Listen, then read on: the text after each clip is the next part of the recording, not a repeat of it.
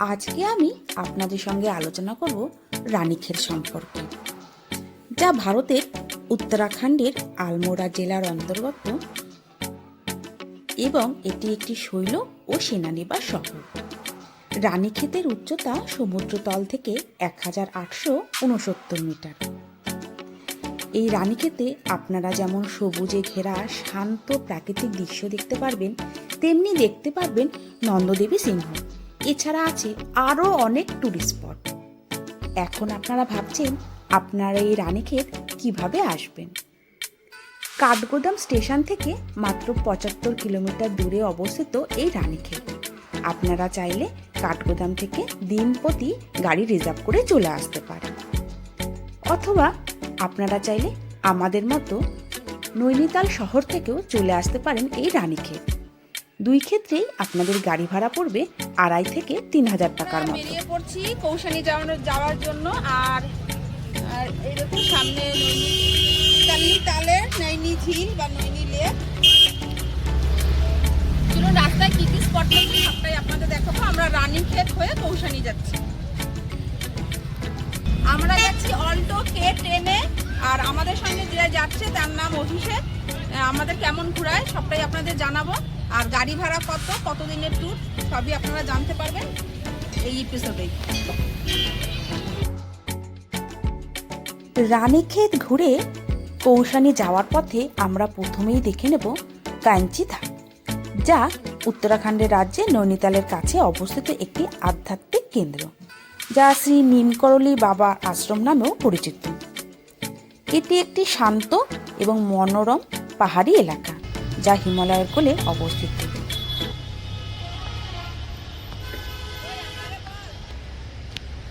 আমরা চলে এসেছি এখন কাঞ্চিধাম নিমকরলি বাবার আশ্রমে। আর এমনিতে সামনে থেকে একটা রোড আছে, সেখান থেকে যাওয়া যায়। তবে আমাদের ড্রাইভার এইখানে নামালো, এই একটা ঢাল রাস্তা থেকে। আমরা কিন্তু এবার মন্দিরের দিকে চলে যাব। মন্দির মানে যেটা আশ্রম, চলুন ঘুরে আসি।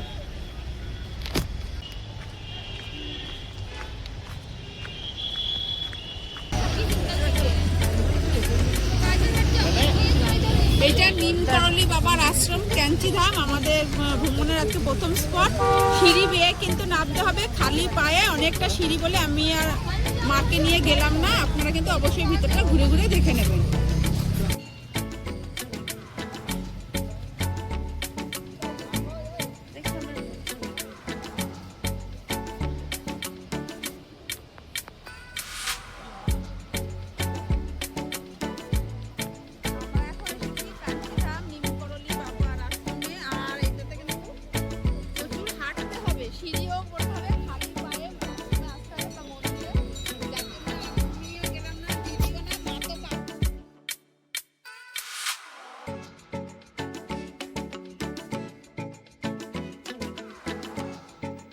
কাঞ্চিধামের পর পাহাড়ি রাস্তা এঁকে বেঁকে সোজা চলে যাচ্ছে আমাদের ভ্রমণের দ্বিতীয় স্পটে। স্পটগুলো তো দেখবই, তবে পাহাড়ি রাস্তায় যেসব ছোট ছোট মন্দিরগুলো পড়ে সেগুলো সত্যি দেখার মতো। আমরা চলে এসেছি দ্বিতীয় পয়েন্ট।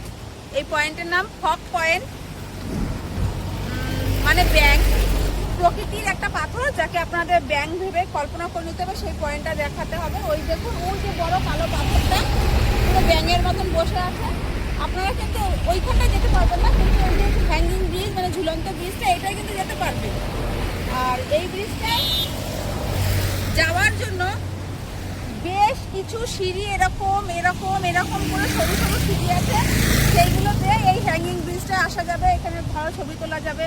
সুন্দর একটা ঝর্ণা নদী বয়ে যাচ্ছে, সেটাও দেখা যাবে। তবে সিঁড়িতে নামতে হবে, তার জন্য আমি আর নামলাম না। মা তো গাড়িতেই বসে আছে। আর এখান থেকে আমরা পয়েন্টটা দেখে নিচ্ছি।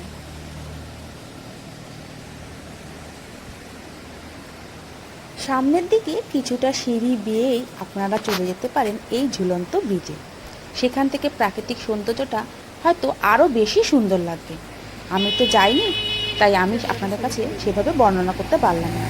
তবে দূর থেকে ওই পাথরটি দেখে মনে হচ্ছে যেন ব্যাঙ বসে আছে। পয়েন্ট ক্যাম্পিং অ্যান্ড রেস্টুরেন্ট আছেন এখানটা। এইখান থেকে নামতে হবে। এই যে কতগুলো সিঁড়ি আছে, অল্প কটা সিঁড়ি, আর ওইখান থেকে ওই কটা সিঁড়ি। ওইখানে সিঁড়িটা দেখেই আমার ভয় হয়ে গেছে। কোন সিঁড়িটা বলতো? ওই যে ওই সিঁড়িটা দেখে আমার ভয় হয়ে গেছে, কাঠের এই সিঁড়িটা দেখে। তার জন্য আমি গেলাম না, মানে এইটুকু আর ওইটুকুই সিঁড়ি, আর তো সিঁড়ি নাই। ওই সিঁড়িটা দেখে আমার ভয় হয়ে গেছে।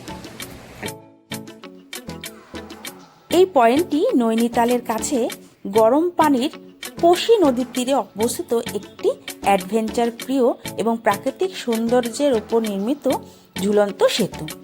আর এই জায়গাটি পাখি পর্যবেক্ষণের জন্য বেশ পরিচিত।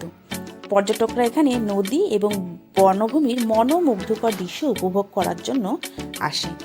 আমরাও বিনা টিকিটে এই প্রাকৃতিক সৌন্দর্য উপভোগ করলাম।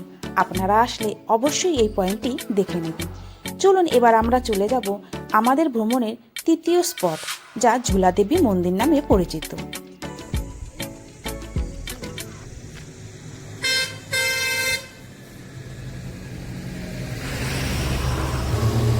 এখন আমরা দাঁড়িয়ে আছি ঝুলাদেবী মন্দিরের একদম মেন গেটের সামনে। এইটা গেট, আর এই দেখুন লেখাই আছে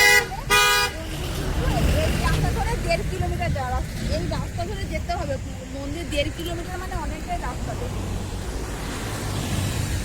এই যে ওই লাল ব্রিজের ওপর দিয়ে যাবি না? হ্যাঁ, রেলিং ধরতে পারবো, আসো।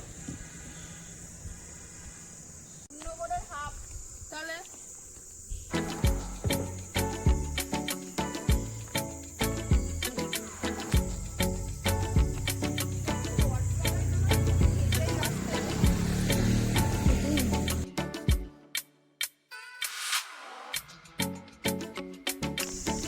দেড় কিলোমিটার রাস্তা, এই সোজা রাস্তা নয়, পাহাড়ি রাস্তা।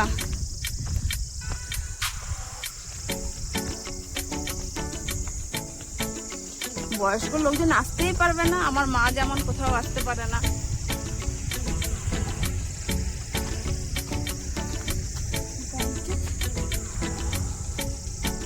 এই যে পাহাড়ি রাস্তাটি দেখলেন, এটি ঝুলাদেবী মন্দিরের ট্রেকিং রুট। আমাদের ড্রাইভার ভুল করে এখানে নামিয়ে দিয়েছে।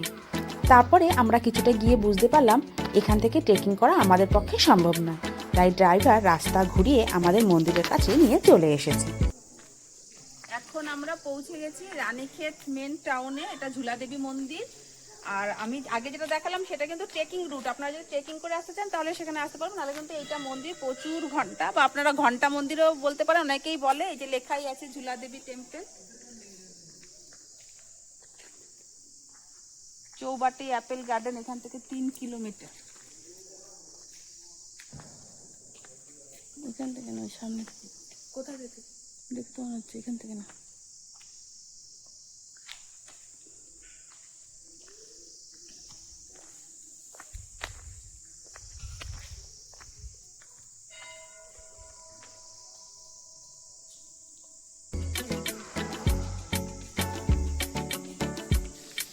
এবারে সামনের গেট থেকে বাইরে জুতো খুলে আমরা মন্দিরের মধ্যে প্রবেশ করব।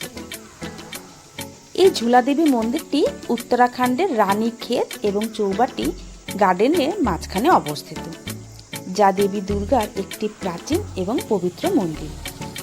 এই মন্দিরের প্রধান আকর্ষণ হলো হাজার হাজার ঘণ্টা, যা ভক্তরা তাদের মনোবাঞ্ছা পূরণের জন্য এই ঘণ্টা মন্দিরে উৎসর্গ করে থাকে। কারণ তারা বিশ্বাস করেন যে দেবী এখানে দোলায় অর্থাৎ ঝুলায় বসেন এবং ভক্তদের মনোকামনা পূরণ করেন।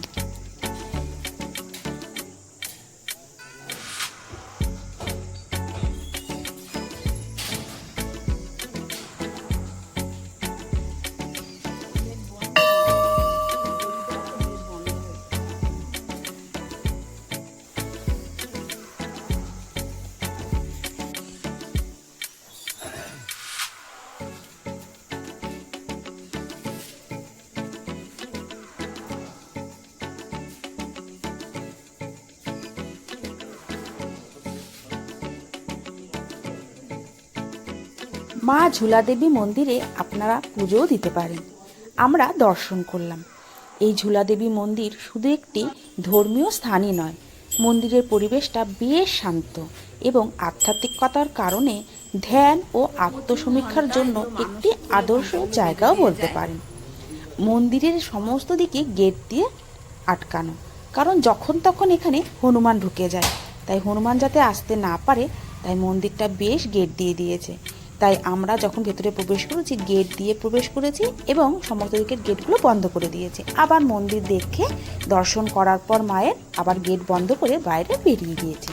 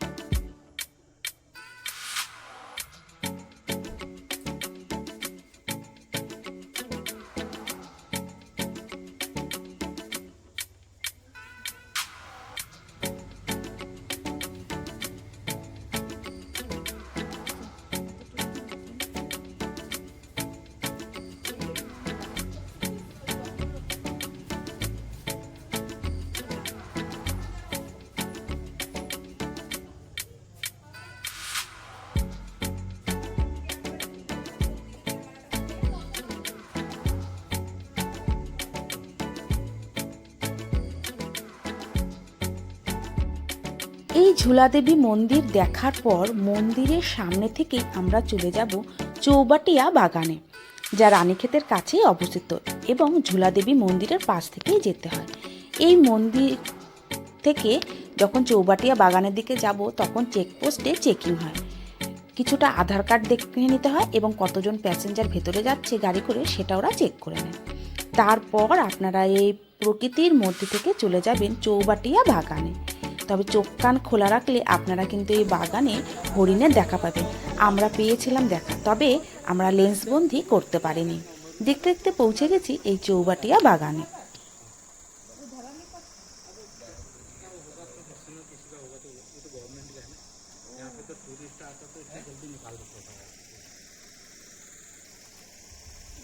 আমরা পৌঁছে গেছি চৌবাটিতে। চৌবাটি এটা Apple garden, 3 kilometre Apple garden. এখানে কিন্তু অ্যাপেল গার্ডেনের চার্জেস লেখা আছে। আপনারা একটা গাড়িতে আসলে কিন্তু 300 টাকা। আর ডেন্স ফরেস্ট जाएंगे तो 500 টাকা। আর ভ্যালু वो लंबा ट्रैक है मैडम, 6 किलोमीटर का ट्रैक है। আর ग्रुप चार्ज লাগবে। ग्रुप चार्ज जैसे आप लोग 3 है, जैसे 4 हो जाते हैं, 5 होते तो 500 रुपये केवल गार्डन का चार्ज रहता है आपका ग्रुप का। अभी आपका 300 रुपये रहेगा गार्डन का। सिर्फ गार्डन? हाँ। और डैम डूम नहीं है? डैम डूम तो लंबा ट्रैकिंग है मैडम, कहाँ चल पाएंगे। एप्पल गार्डन भी 1 किलोमीटर जाना? 1 किलोमीटर घूमेंगे। और सीधा रास्ता या नहीं, 100 मीटर डाउन फिर फ्लैट है, थोड़ा सा और जंगल जाएंगे तो जंगल। এখানে আসলে যে আপনারা যে অ্যাপেল গার্ডেন দেখতে যাবেন, অ্যাপেল গার্ডেনে যাওয়া যায় কিন্তু একটু চড়াই উতরাই রাস্তা, প্রায় 1 কিলোমিটার রাস্তা। 1 কিলোমিটার রাস্তা কিন্তু পাহাড়ি রাস্তা কম নয়। 1 কিলোমিটার রাস্তা কিন্তু আমরা আমাদের সমতলে অনায়াসে 5 থেকে 10 মিনিটের মধ্যে কভার করতে পারি। আর এখানের পাহাড়ি রাস্তা 1 কিলোমিটার মানে ধরে রাখুন 1 ঘন্টা। যদি পায়ে ব্যথা হয় সেটা যেতেই পারবে না। তবে সিঁড়ি নেই, জাস্ট এরকম ডাউন, তারপরে আবার স্টেপ নিচু এরকম করে করে আছে। ওই খানিকটা উঠেছিলাম ওখানে, আজকে আর যাবো না, তাহলে অতটা হাঁটতে পারবো না। একটু এখান থেকে একটু ঘুরে টুরে ছবি টবি তুলে আমরা চলে যাব, কিন্তু আপনারা যেতে পারেন। আমরা যাবো না, অতটা হাঁটতে পারবো না। চৌবাটিয়া এই বাগানটি বিভিন্ন রকম ফল এবং ফুলের জন্য বিখ্যাত, বিশেষ করে আপেল, পিচ, বরই এবং অ্যাপ্রিকটের জন্য। সমুদ্রপৃষ্ঠ থেকে এই বাগানের উচ্চতা 1800 মিটার। আর এইখানেই আপনারা দেখতে পাবেন নন্দা দেবী ও ত্রিশূলের মতো সিংহ। এখানে একটি সরকারি ফল গবেষণা কেন্দ্রও আছে। বিভিন্ন ধরনের ফুল এবং ফলের গাছ রয়েছে এখানে। যারা প্রকৃতির প্রেমিক তাদের কাছে কিন্তু এই জায়গাটি একটি আদর্শ জায়গা। সমস্ত জায়গাটা ঘুরে ঘুরে দেখার পর এবার আমরা রিটার্ন দিয়েছি। এবার আমরা চলে যাব আমাদের পরবর্তী স্পটে। আর এই রাস্তার দুধারে আপনারা দেখতে পাবেন বিভিন্ন রকম পশু এবং পাখি। হরিণের দেখা মিললেও লেন্সবন্দি করতে না পারার জন্য মনটা খুবই খারাপ। এবার আমরা চলে যাব আমাদের ভ্রমণের পরবর্তী স্পট। এখন আমরা পৌঁছে গেছি রানীক্ষেতের রানী ঝিলে। এখানে আপনারা বোটিংও করতে পারেন।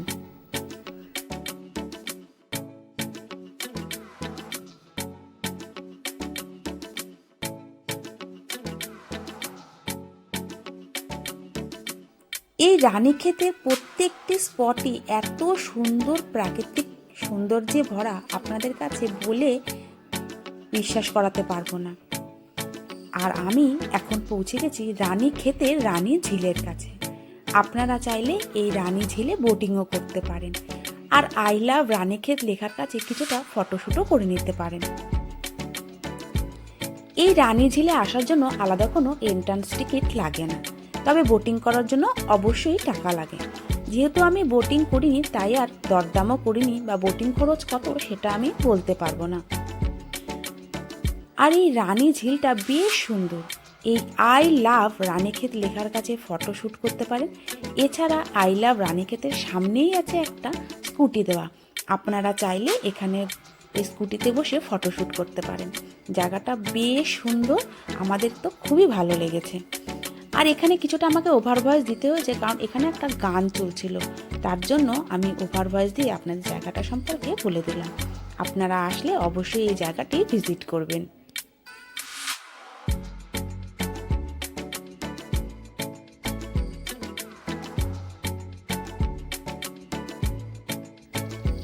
রানী ঝিলের পর আমরা চলে এসেছি মিউজিয়ামে, যা রানীক্ষেতের অন্যতম সেনা মিউজিয়াম।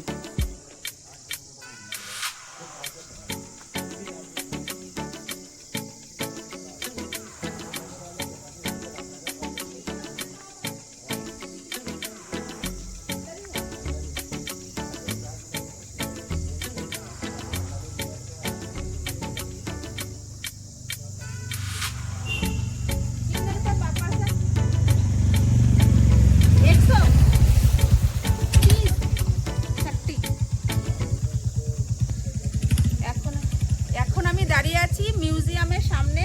এই যে লেখা আছে, মিউজিয়ামটা কিন্তু খুব সুন্দর সাজানো গোছানো, আর এখানে দুটো কামানের মতন আছে, আর ওইখানে আছে, এখানে কিন্তু খুব সুন্দর ফটোগ্রাফি হবে। আর মিউজিয়ামের টাইমিং হচ্ছে সামার সিজনে মর্নিং 8টা থেকে দুপুর 1টা, আবার ইভিনিং এ 3টে থেকে 5টা, আর উইন্টার সিজনে সকাল 8:30 থেকে 1:30 এবং বিকাল 3টে থেকে 5টা পর্যন্ত খোলা থাকে। এন্ট্রান্স টিকিট পার পার্সন মাত্র 30 টাকা। এখান থেকে এন্ট্রান্স, ভিতরে টিকিট কাউন্টার আছে, দেখতে পারেন। এছাড়া বাইরে থেকে আপনারা কিন্তু ফটোগ্রাফি করতে পারেন। হ্যাঁ, ছবিগুলো তুলে নিয়ে ছবিটা তুলে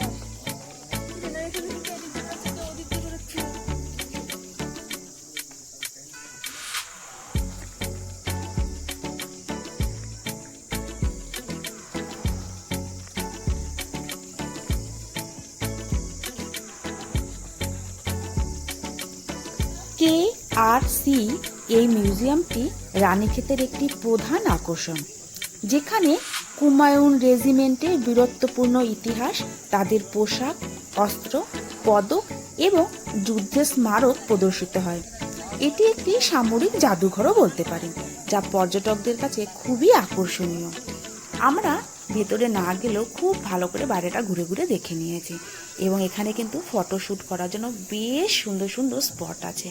প্রাকৃতিক সৌন্দর্যের পাশাপাশি এইসব জায়গায় ফটো তুলতে নিজেকে বেশ ভালোই লাগে, তাই আমরাও কিছুটা ফটোশ্যুট করে নিলাম। এরপর আমরা দেখে নেব রানীক্ষেতের গল্ফ গ্রাউন্ড, যা আপাত গল্ফ কোর্স নামে পরিচিত। এশিয়ার অন্যতম উঁচু গল্ফ কোর্সের মধ্যে এটি একটি, যা রানীক্ষেত শহর থেকে প্রায় 5 থেকে 6 কিলোমিটার দূরে অবস্থিত। এই গল্ফ কোর্সটি ভারতীয় সেনাবাহিনীর দ্বারা পরিচালিত হয়। এখানে পাইন এবং ওক গাছে ঘেরা মনোরম দৃশ্যের সাথে হিমালয়ের বরফাবৃত চূড়া দেখতে পাবেন। এটি পর্যটকদের জন্য একটি প্রধান আকর্ষণ, যেখানে নামমাত্র কিছু টাকার বিনিময়ে প্রবেশ করতে পারবেন। এখানে খেলা হয়। এটি সেনা সদস্যদের পাশাপাশি সাধারণ মানুষদেরও জন্য খেলা হয়ে থাকে। চলুন এবার গল্ফ কোর্সটা খুব ভালোভাবে দেখে নেব। তবে গল্ফ কোর্সে ঢোকার জন্য একটি এন্ট্রি করতে হয়, যেখানে আপনার নাম ঠিকানা লিখতে হয়। আমরা দূর থেকে, মানে বাইরের দিক থেকে খুব ভালোভাবে গল্ফ কোর্সটা দেখে নিয়েছি। সারাদিন ঘোরাঘুরির পর আর খুব একটা ভেতরে ঢুকতে ভালো লাগছিল না। বাইরের প্রাকৃতিক সৌন্দর্যটা বেশ সুন্দর। এখন আমরা দাঁড়িয়ে আছি গল্ফ কোর্সের সামনে। গল্ফ কোর্সে ঢোকার সময় কিন্তু এটা যেহেতু একটু মিলিটারি এরিয়া, ওর জন্য হয়তো সামনে আপনাদের সাইন করে তারপরে ভেতরে ঢুকতে হবে। আর এই দেখালাম তো আপনাদের, সেরকম গল্ফ কোর্স তো পুরো ফাঁকা, সেরকম কিছু নেই। এখানে একটু ফটোগ্রাফি করবো, তারপরে চলে যাব। এবার আমরা গল্ফ কোর্সের পর চলে যাব আরও একটি স্পট দেখতে, সেটি একটি মন্দির। এখন আমি দাঁড়িয়ে আছি আমাদের কৌশানী যাওয়ার পথে আরো একটা স্পট, সেটা হচ্ছে মা কালী দুর্গা মন্দির। তবে অনেক স্পট ঘোরাচ্ছে, এত স্পট তো আর ঘোরা যায় না, আর প্রচুর সিঁড়ি, দেখে মনে হচ্ছে ওখানে ভেতরে অনেক সিঁড়ি, তাই আর যাবো না। গাড়িতে উঠে পড়বো, আপনাদের দেখালাম, আপনারা কিন্তু অনায়াসেই যেতে পারেন। আর এই যে আমি যে লেবুটা খাচ্ছি, এটা কিন্তু আমি নৈনিতাল থেকে কিনেছি। আমরা যেখানে ছিলাম আমাদের হোটেল তাল্লিতাল মার্কেট আছে, ওখানে কিন্তু আপনারা সমস্ত রকম খাবার, কাঁচা সবজি থেকে শুরু করে মুদির দোকান, ফল টল সব, মিষ্টি সব পেয়ে যাবেন। ওইখান থেকে কিছু কেনাকাটা করেছি আমরা, সেগুলো টুকটুক করে খাবো। আর আপনারা কিন্তু মন্দিরটায় অনায়াসেই যেতে পারেন, আমরা যাচ্ছি না। মন্দিরের পাশে বেশ কিছু ফলের জুস বিক্রি হচ্ছে তার দোকান। এছাড়া দেখলাম এই একটি দোকান, এখান থেকে কিছু খাবার খেয়ে নেব। মন্দিরের পাশে কিন্তু দুটো এরকম খাবারের দোকান আছে, এখান থেকে আপনারা চা, ছোটোখাটো স্ন্যাক্স, এরকম ব্রেড অমলেট খেতে পারেন। গোল পাউরুটি দিয়ে কিন্তু দুটো ডিম আছে এখানে, সঙ্গে এরকম দু রকম সস দিয়ে, এটার দাম 40 টাকা। 40 টাকা। একটুখানি খাই। রুটি তো বোঝাই যাচ্ছে না, রুটিটা ভেতরে এমন করে দেওয়া হয়েছে। সস দিয়ে খাই। না, ভিতরে বসে খাওয়া বাদর আছে। ঠিক আছে, ভালো। দেখতে দেখতে রানীক্ষেতের প্রায় সমস্ত স্পটগুলি আমাদের ঘুরে দেখা হয়ে গেল। এখন হয়তো আপনারা ভাবছেন যে সারাদিনটাই তো ঘুরলাম, তাহলে এই রানীক্ষেতে থাকবো কোথায়? রানীক্ষেতের প্রাকৃতিক সৌন্দর্য এবং সমস্ত সাইট সিনগুলো ঘুরতে ঘুরতে তখন দুপুর পেরিয়ে প্রায় বিকেল। আর এই পড়ন্ত বিকালে আপনারা আমাদের মতনই এসে পৌঁছে যাবেন কাঠগোদাম স্টেশন থেকে 136 কিলোমিটার এবং নৈনিতাল থেকে 116 কিলোমিটার দূরে এই কৌশানীতে। কৌশানীতে আসলেই আপনাদের চোখে পড়বে বিভিন্ন রকমের বরফাবৃত পর্বত সিংহ। আর সেই সিংহগুলি আমি লেন্সবন্দি করেছি কৌশানীর গান্ধী আশ্রম থেকে। আমরা রাত্রিবাস করছি কৌশানীর গান্ধী আশ্রমে। আপনারা চাইলে হোটেলেও থাকতে পারেন, তবে আশ্রমিক যে প্রাকৃতিক পরিবেশ তা হোটেলের সঙ্গে তুলনা করা যায় না। এই গান্ধী আশ্রমে থাকতে গেলে আপনাদের কি কি নিয়ম মানতে হবে বা এখানে থাকা এবং খাওয়ার কি সুব্যবস্থা আছে সেই নিয়ে আমি একটি বিস্তারিত ভিডিও বানাবো পরবর্তী পর্বে। আর কৌশানীতে বেড়াতে আসলে আপনারা কি কি স্পটই বা দেখতে পাবেন। নৈনিতাল শহর থেকে আমরা 4 দিনের জন্য একটি গাড়ি বুকিং করে নিয়েছি, যা 4 দিনের ভাড়া পড়েছে 11,000 টাকা। এবং এই 4 দিনে আমরা ঘুরে নেব যে স্পটগুলি, তার মধ্যেই একটি হলো নৈনিতাল থেকে রানীক্ষেত ঘুরে কৌশানী পৌঁছানো। সেই ভিডিওই আপনাদের সঙ্গে শেয়ার করব। এই রানীক্ষেতের পর্বের ভিডিওটি এই পর্যন্তই। আপনাদের সঙ্গে দেখা হচ্ছে নেক্সট পর্বে। এই ভিডিওটি যদি আপনাদের ভালো লেগে থাকে অবশ্যই লাইক, শেয়ার, কমেন্ট এবং সাবস্ক্রাইব করে দেবেন। চাইলে আপনারা হাইপ বাটনটিও প্রেস করতে পারেন।